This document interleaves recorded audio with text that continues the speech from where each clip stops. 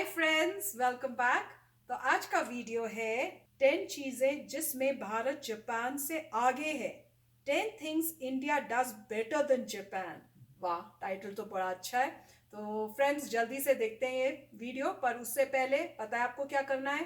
हमारे सारे old subscribers को पता है, वो तो उनको रट गया होगा ये। तो आपने क्या करना है, जो नए वाले हैं उन्होंने सबने सब्सक्राइब के बटन को क्लिक करना है और बेल आइकन को हिट करना है, ताकि आपको हमारे सारे नए वीडियोस जैसे हम अपलोड करें उनके नोटिफिकेशंस मिल जाएं। और वीडियो देखने के बाद, जब आपको वीडियो पसंद आए देखने के बाद, तो उसको करना है लाइक और शेयर करना है ये वीडियो अपने फ्रेंड्स और फैमिली के साथ। तो चलो फ्रेंड्स, बता दिया आपको क्या करना है। अब हम चलते हैं और देखते हैं आज का ये वीडियो। नमस्ते, मेरे चैनल में आपका बहुत बहुत स्वागत है। मेरा नाम माया है। आप कैसे हैं? मैं तो बिल्कुल ठीक हूँ। चलो, आज मैं आप लोगों को बताना चाहती हूँ 10 चीजें जो मुझे लगता है इंडिया जापान से आगे हैं। बहुत लोग मेरे कमेंट्स में लिखते हैं कि जापान इतना अच्छा देश है, वो है, ये है, लेकिन इंडिया भी बहुत ही अच्छा देश है और चीजें हैं जो इंडिया जापान से आगे है।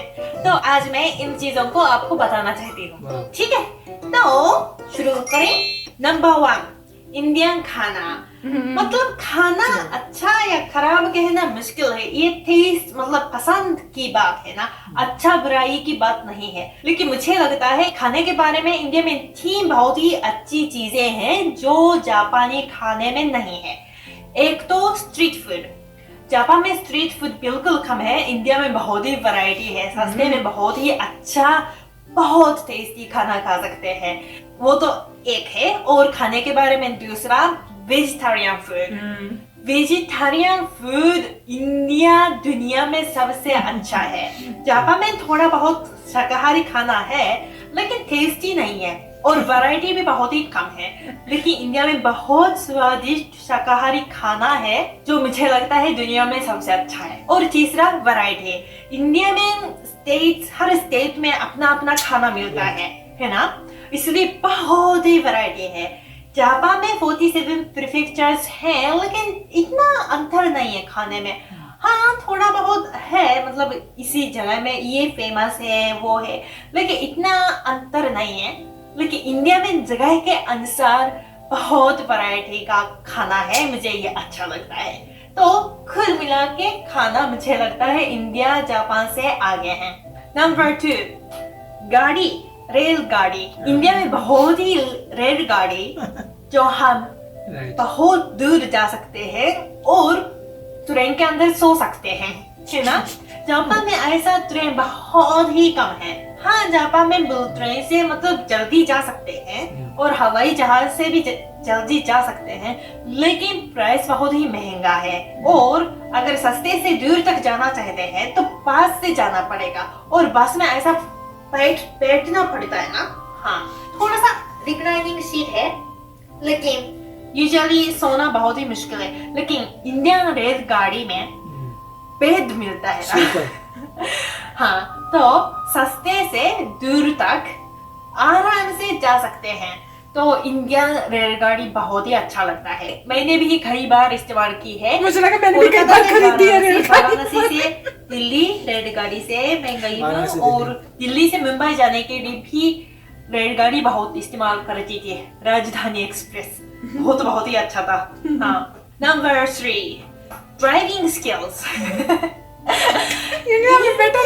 लोग बहुत अच्छे से गाड़ी चलाते हैं। इतनी छोटी छोटी गली में भी चलाते हैं और बहुत वो ऐसे समझते होंगे ना ये क्या है। हम समझ गए। हाँ, तो लोग बहुत अच्छे से गाड़ी चलाते हैं। जापानी लोग इतना अच्छा नहीं है। हाँ, रास्ता साफ है, इसलिए इतना स्किल्स नहीं चाहिए होता है। फिर भी इंडिया की ड्राइविंग स्किल्स बहुत अच्छा लगता है मुझे। नंबर 4, इंडिया लोगों को राजनीति में ज्यादा रुचि है। हाँ, जापानी लोग राजनीति में ध्यान कम देते हैं, रुचि नहीं है, इसलिए नेता जो भी करना चाहते हैं वो मतलब करना आसान है, क्योंकि लोग नहीं देखते हैं ना। जब कोई भी चुनाव होता है ना, इलेक्शन होता है, तब लगभग 50% लोग वोटिंग के लिए जाते हैं, बाकी लोग नहीं जाते हैं। आप समझ सकते हैं ना, बहुत कम जापानी लोग राजनीति में रुचि रखते हैं। लेकिन इंडिया में तो पॉलिटिक्स के बारे में अगर बोलने लगते हैं तो रुकते नहीं। हाँ, लेकिन ऐसा होना चाहिए। देश के बारे में लोगों को निश्चय करना है, ना नेता को, है ना। Number 5, English and may be communication. पहले वीडियो में मैंने बताया है ना कि जापानीज लोग इंग्लिश पढ़ते हैं लेकिन बोलते नहीं, बात नहीं कर सकते हैं। जो भी लोगों को इंग्लिश आती है उनको इस्तेमाल करने का हिम्मत भी नहीं है।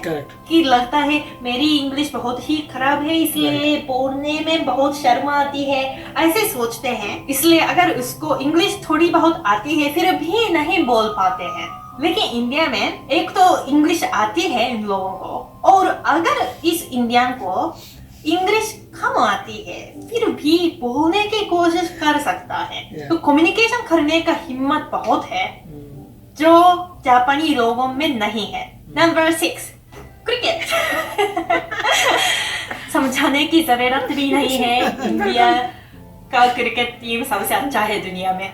नंबर 7, दीवाने क्रिकेट के। क्रिएटिविटी। हाँ, क्रिएटिविटी इन द सेंस, एक तो जुगाड़, ये एक तरह का क्रिएटिविटी जो इंडियन लोग कर सकते हैं लेकिन जापानीज लोग नहीं कर सकते। और दूसरा उदाहरण, स्टार्टअप कंपनीज। इंडिया में बहुत सारे स्टार्टअप कंपनीज है, संख्या बढ़ रहा है, लेकिन जापान में इतने स्टार्टअप कंपनीज नहीं है। जापानीज लोग बहुत प्रिसाइज कर सकते हैं, नियम फॉलो कर सकते हैं, पंक्चुअल हो सकते हैं, लेकिन क्रिएटिविटी में कम लगता है। लेकिन इंडियन लोग क्रिएटिविटी बहुत है, शायद पंक्चुअल नहीं हो या नियम फॉलो कम करते हो, फिर भी बहुत ही क्रिएटिविटी है। हाँ, तो ये जापान से बहुत ही आगे लगता है। नंबर 9, फिल्में, डांस और गाना। वो तो भाई बॉलीवुड। यूएस में हॉलीवुड है, इंडिया में बॉलीवुड है, जापान में कुछ नहीं है। जापानीज मूवी भी है और कुछ जापानीज फिल्में दुनिया में भी मतलब एक्सेप्टेड है, लेकिन इतना बड़ा इंडस्ट्री नहीं है। लेकिन इंडिया में तो बहुत ही बड़ा है और इसकी वजह से इंडियन लोग कुछ भी डांस कर सकते हैं ना, और गाना गा सकते हैं। अगर मैं कहूंगी कि चलो आप गाना गाओ, ये डांस करो, ऐसे अचानक कहूंगी ना, तो इंडियन लोग ये कर सकते हैं, लेकिन जापानीज लोग नहीं कर सकते होंगे। हाँ, तो ये बहुत ही अंतर है। नंबर 10, परिवार के बीच एक दूसरे को संभालना। ये मैं बार बार कहती हूँ, इंडिया में परिवार के बीच बहुत बात करते हैं, संभालते हैं, एक दूसरे के बारे में सोचते हैं। ये जापान में नहीं है। जापान में इसकी वजह से क्या दिक्कत हो रही है कि जापान में बूढ़े लोग बहुत हैं, बढ़ते जा रहे हैं, और जवान लोग बहुत ही कम हैं, और वे लोग अलग अलग से रहते हैं और एक दूसरे में बातें कम होती है। तो बूढ़े लोग गुजर जाते हैं ना, लेकिन इसको उसके परिवार लोगों को पता नहीं चलता है। हाँ, तो इसको जापानी में कोदोकुशी कहते हैं। बूढ़े लोग गुजर जाते हैं घर पे, लेकिन इसके बारे में लोगों को पता नहीं चलता, ना कि परिवार लोगों को। तो 2 दिन 3 दिनों होने के बाद बदबू आ जाती है ना, तो इसकी वजह से पता चलता है। ऐसे ना एक दिन में 76 पीपल गुजर जाते हैं घर पे अकेले। आप लोगों को बहुत आश्चर्य होगा, अरे ऐसे कैसे हो सकता है ना। जापान में ये होता है, बहुत बड़ी प्रॉब्लम है। इसको जापानी में कोदोकुशी कहते हैं। जापान में ये बहुत होता है, इसलिए कोदोकुशी ये शब्द मतलब इंग्लिश डिक्शनरी में भी होता है। तो जापान में ऐसा हालत है, लेकिन इंडिया में ऐसा कभी नहीं होता होगा। तो जापानीज लोगों को इस चीज के बारे में इंडिया से सीखना होगा। हाँ, तो मुझे लगता है परिवार के रिलेशनशिप इंडिया जापान से बहुत ही आगे है। चलो, कैसा लगता है आपको? जो भी आपका विचार है नीचे कमेंट में लिखिए, ठीक है। मैं ऐसा नहीं कहना चाहती कि इंडिया जापान से ऊपर है या जापान इंडिया से ऊपर से, ऐसा नहीं है। हर देश में अच्छी चीजें हैं और बुरी चीजें हैं, प्रॉब्लम्स हैं। तो हम बाकी विदेश की अच्छी चीजों को देखकर सीखना होगा, और अपने देश को देखकर बुरी चीजों को अच्छी करने की कोशिश करना होगा और पहले इसी चीजों के बारे में सोचना अच्छा होगा, इंफॉर्मेशन शेयर करना अच्छा होगा। और इस चीज के बारे में मैं जापानीज लोगों को भी बताना चाहती हूँ कि इंडिया में कौन सी अच्छी चीजें हैं जो जापान में नहीं है, ऐसा शेयर करना चाहती हूँ सब लोगों के साथ, ठीक है। तो फ्रेंड्स, वीडियो तो बड़ा अच्छा था, पहली बार ही सुना है, तो ऐसे लग रहा है जापानीज हैं पर हिंदी कैसे आते हैं, ये मुझे बड़ा आश्चर्य हो रहा है। या तो इंडिया में रहती होंगी, या तो ये इंडिया में रहती हैं, वहीं पली बड़ी हैं, या पढ़ने के लिए आई हुई हैं और इतने टाइम में हिंदी सीख ली है। बताना अगर आपको पता है, क्योंकि मेरे को तो ये पता करने का बहुत ही वो कहते हैं ना उत्सुकता हो रही है कि इतनी अच्छी हिंदी बोली, और मैं कंपेयर कर रही थी पूरा टाइम सुनते हुए, यार इसकी हिंदी तो ऋषि से बेटर है यार। पर यह है कि क्योंकि अगर इनको मौका मिला इंडिया में रहने का, कुछ साल तक रही हैं या रह रही हैं, तो डेफिनेटली डिफरेंस तो होगा, क्योंकि आप जब इंडिया में रहते हो तो आपको हिंदी सुनने को मिलेगी, तो आपको ऑटोमेटिकली सुन सुन के हिंदी आ जाएगी। पर यहाँ पर हिंदी बोलने वाले कोई नहीं, हम दोनों ही हैं, तो घर में हिंदी बोली जाती है पर बाहर कहीं नहीं बोली जा रही, तो उससे वो प्रॉब्लम आती है कि कोई और बोलने वाला नहीं, तो बच्चा जो होता है वो बोलने में हिचकिचाता है। तो काफ़ी अच्छी हिंदी थी, दो मुझे थोड़ा ध्यान से सुनना पड़ रहा था, बट बड़ी क्यूट वे की हिंदी थी, जैसे कोई छोटा बच्चा बोलता है ना हिंदी, वैसे थी। और जब ये फैक्ट्स बता रही थी कंपेयर करके 10 थिंग्स इंडिया के बारे में, तो मैं कंपेयर कर रही थी, वो कर रही थी जापान से कंपेयर, मैं कर रही थी यूएसए से कंपेयर, और कई ऐसे पॉइंट्स मुझे लगे जो यूएसए से भी मिलते जुलते, जैसे वो कहती जापान में नहीं होता, मुझे लगा यार ये तो यूएसए में भी नहीं होता। जैसे वो कहती स्ट्रीट फूड अच्छे नहीं, तो खाने के मामले में भाई यहाँ यूएसए में भी नहीं होता। फिर वो जैसे फैमिली के बारे में बता रही थी, वो भी यहाँ पर ट्रू है। फिर ड्राइविंग स्किल्स के बारे में जब बता रही थी, मैंने कहा ये भी यहाँ पे ट्रू है। तो ऑलमोस्ट सारे पॉइंट्स जो उन्होंने बताए हैं, जो जापान के लिए बोले कि नहीं होता, वो मुझे लगा हो यार ये तो अमेरिका में भी नहीं होता। पर बड़ा मज़ेदार वीडियो था, सुन के बड़ा मज़ा आ रहा था और बहुत सारी चीज़ें रिलेट कर पा रहे थे। और वाकई इंडिया जो है, इंडिया का कल्चर इतना सुंदर है कि कोई compete कर ही नहीं सकता। पर ये अच्छा बोला कि हमें दूसरी कंट्री से भी अच्छाई, जो अच्छी चीज़ें हैं वो लेनी चाहिए और उनसे अपने आप को और बेटर करना चाहिए। हाँ, तो काफ़ी मतलब अच्छा लगा कि एक जापानीज लेडी जो हैं जो हिंदी बोल रही हैं और काफ़ी हद तक प्रोनाउंसिएशन काफ़ी अच्छी थी, कई मोटे मोटे हिंदी के वर्ड्स भी यूज किए थे। जैसे आप किसी यहाँ के लोगों को देखेंगे, हिंदी जो सीख रहे हैं वो उतनी अच्छी नहीं बोल पाते, उनका अपना एक्सेंट होता है, मगर ये बहुत ही अच्छी हिंदी बोल रही थी जापानीज होने के बावजूद, तो ये काफ़ी अच्छी बात है। और दूसरा, काफ़ी बातें जो इन्होंने ऑब्जर्व की हैं ये बहुत ही सही हैं। जैसे जुगाड़ की बात थी, यहाँ पे आपकी जो इंडिया के लोग हैं उनके अंदर इनबिल्ट है जुगाड़, ये पता नहीं कहाँ से आता है। यहाँ पे हमारा एक फ्रिज ख़राब हुआ था और वो जो बंदा आया था वो सब कुछ करा के बोलता है मैं नहीं कर सकता, क्योंकि आपका जो फोम है उसमें इतना गैप गूप है और ये नया फोम मिलता नहीं है, मैं बाज़ार में जाता हूँ, ये वो मैं कहीं से नहीं ला सकता। तो मैंने उसे बोला यार तू कहीं से भी फोम ले ले, थोड़ा सा काट के अंदर लगा दे। तो वो मेरे को देख रहा है क्या बोल रहा है बंदा। मैंने कहा यार फोम काट के अंदर लगा दे, वो काम बन जाएगा। कहता नहीं नहीं नहीं, हम लोग चाहें भी तो नहीं कर सकते, ये नहीं कर सकते वारंट। मैंने कहा कमाल है। तो उस वक्त मुझे लगा कि इस बंदे को जो अजीब बात लग रही है वो हम लोगों के लिए बड़ी कॉमन है। सीधा हम फोम का पीट से कहीं ना कहीं जुगाड़ करते हैं, और ऐसा हमने जगह जगह बहुत जगहों पे जुगाड़ किया है। कोई मूव कर रहा है अपनी गाड़ी में, 1000 चीज़ें ले जाता है, कोई सोचता है कि गाड़ी में फिट भी हो सकती है रस्सी बांध के, जो भी है।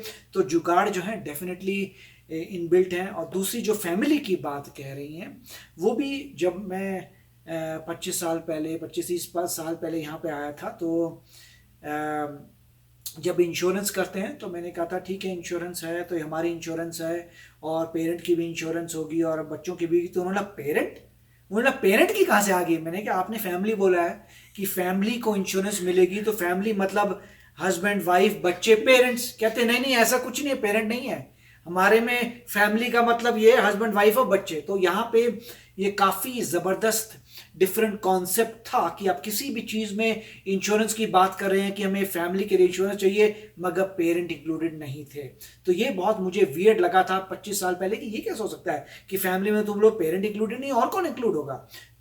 तो ये, मगर जब उसी प्लान को आप देखते हैं कि इंडिया में पेरेंट्स इंक्लूडेड होते हैं, तो यहाँ पे डेफिनेटली ये कल्चरल चेंज है कि फैमिली का मतलब है फैमिली में पेरेंट नहीं है। तो ये डेफिनेटली प्रॉब्लम है। दूसरी बात, जो इंडियन फूड की बात सही है कि इंडियन फूड है, मगर मैं इसलिए नहीं कहता कि इंडियन फूड ग्रेट है। मैं इसलिए कहता हूँ क्योंकि इंडियन फूड बनाने में बहुत सारे स्पाइसेस लगते हैं। टर्मरिक लगती है, हल्दी लगती है, जीरा लगता है, डिफरेंट तरीके स्पाइसेस हर्ब्स लगते हैं। उससे प्याज बहुत लगता है, टमाटर बहुत लगता है, अदरक वगैरह, लहसुन, तो कितनी सारी चीजें लगती हैं। उससे डेफिनेटली आपकी इम्यूनिटी बेटर हो जाती है। आप कुछ भी देखिए, जो इंसान रेगुलरली इंडियन फूड खा रहा है, वेजिटेरियन इंडियन फूड खा रहा है, अल्टीमेटली उसकी इम्यूनिटी बहुत स्ट्रांग होती है। अगर वो अच्छे से खा रहा है, रोटी खा रहा है, दाल खा रहा है, सब्जी खा रहा है, अगर पूरी वैरायटी कर रहा है, तो डेफिनेटली उस जो फूड की जो क्वालिटी है, जिस तरीके से बना हुआ है, उसमें इतनी चीज़ें होती हैं जो बॉडी को हेल्प करती है डेफिनेटली। सो इंडियन फूड जो है नॉर्मली, ये नहीं मतलब टेस्ट की बात नहीं कर रहा मैं, उसका कंटेंट और उसकी पावर डेफिनेटली बहुत ज़्यादा है डिफरेंट फूड से। क्योंकि यहाँ पे नॉर्मली जो है नॉन वेजिटेरियन ही खाते हैं, मगर वेजिटेरियन फूड में जो इतनी सारी स्पाइसेस लगते हैं वो बहुत उसको बीट कर देता है। तो ये डेफिनेटली एक बात है। मगर इन्होंने भी सही एक बात अच्छी कही थी क्रिएटिविटी के बारे में, वो ठीक है। रिस्क टेकिंग और ड्राइविंग जो है, मैं आपको गारंटी बोलता हूँ कि इंडिया के लोग जो है बहुत अच्छी ड्राइविंग करते हैं कंपैरेटिवली टू जापानीज और जो ईस्ट एशियन कंट्री से आते हैं। नॉर्मली आप देखेंगे इंडियन लोग जो हैं, कहीं पर भी डाउनटाउन हो, कुछ भी हो, काफ़ी भीड़ हो, निकाल लेते हैं, मतलब कोई प्रॉब्लम नहीं है, मनूवर कर लेते हैं। छोटी रोड्स में, न्यू जर्सी में जाइए, छोटी रोड्स हैं, वहाँ चला लेते हैं, कहीं भी चला सकते हैं। सो डेफिनेटली मैं कहूँगा इन बॉन्ड, सब नहीं मगर मैं मैक्सिमम जो मैंने देखे हैं, मैं नहीं सब लोग नहीं, बट जो मैंने मैक्सिमम जो देखे हैं इंडियन जो ड्राइव कर रहे हैं, डेफिनेटली उनकी स्किल बहुत स्ट्रांग है। उनको कभी छोटे रास्तों में बैक करनी है, उनको पैरेलल पार्किंग करनी है, प्रॉब्लम नहीं आती। नॉर्मली मैं यंगस्टर की बात कर रहा हूँ, जब मैं अपने समय में आया था, मैं और जो अपने फ्रेंड्स को देखता था, सब के सब बिंदास पैरेलल पार्क कर लेते थे, बिंदास मतलब बैक कर लेते थे, कोई किसी को प्रॉब्लम नहीं होती। मुझे ऐसा कभी लगा नहीं। और जबकि मैं दूसरों को देखता था, उनकी ट्यूशन चल रही है, ट्रेनिंग चल रही है, 20-20 दिन की, उनको बताया जा रहा है यहाँ स्टॉप करना है, यहाँ राइट मारना है, यहाँ पे इंडिकेटर देना है, यहाँ ये करना है, यूँ स्टीयरिंग पकड़ना है। हम तो यूँ पकड़ के बिंदास कर देते हैं, एक हाथ से पकड़ते हैं और चलाते जाते हैं, यूँ बनना है, यूँ करो, वो करो। तो डेफिनेटली जो थे, मेरे ख्याल से इनबॉर्न था, इनबॉर्न टैलेंट है इंडियंस में ड्राइव करने का बेटर। सो काफ़ी इनकी ऑब्जर्वेशन बहुत अच्छी थी। मगर एक पॉइंट जो उन्होंने नेगेटिव कहा था वो भी अच्छा है। इंडियंस के बारे में जो नेगेटिव कहा था वो पंक्चुअलिटी। मैंने अपनी लाइफ में काफ़ी जापानीज के साथ काम किया हुआ है, जापानीज कंपनीज में, मगर होते वो डॉट के, मतलब परफेक्ट है। अगर 7 o'clock का टाइम है तो आप 7 o'clock काम शुरू हो जाएगा, और अगर आपका खत्म होता है 8-9 बजे, तो वो जाते नहीं है जब तक उनका बॉस नहीं जाता। तो जैसे काम कर रहे हैं, 6 बज गए, टाइम 6 बजे खत्म होता है, मगर अगर बॉस बैठा हुआ है, कोई बंदा अपनी सीट से नहीं जाएगा, वो करता रहेगा जब तक उसका बॉस जाए, 12 बज जाए, चाहे काम भी ना हो, फिर भी नहीं करते, कुछ ना काम हमेशा होता है उनके पास। काम करते जाते हैं, काम करते जाते हैं, ये करते हैं, और कोई मतलब ऐसा नहीं है कि चलो गपशप के लिए कॉफी पी ली, कुछ नहीं है। मगर डेफिनेटली ठीक कह रहे हैं कि रिस्क टेकिंग थोड़ी शायद कम है, मगर प्रिसीजन और जो टाइम पे आना बहुत जबरदस्त है। बट मैं डेफिनेटली एग्री करता हूँ, बहुत ही अच्छा प्रेजेंटेशन था और बहुत ही सही बातें कही हैं। तो फ्रेंड्स, आशा करते हैं आपको भी मजा आया होगा हमारे साथ ये वीडियो देखने में और हमारी ये गपशप सुनने में। तो चलो चलते हैं, मिलेंगे नेक्स्ट टाइम नेक्स्ट वीडियो में बहुत ही जल्द। Till then take care and bye bye. तो अगर आप मेरे इस चैनल पे नए हो तो जल्दी से सब्सक्राइब के बटन को हिट करो और बेल आइकन को क्लिक करो, ताकि आपको मेरा जब नया वीडियो मैं लगाऊं, आपको उसके बारे में जल्दी से पता चल जाए।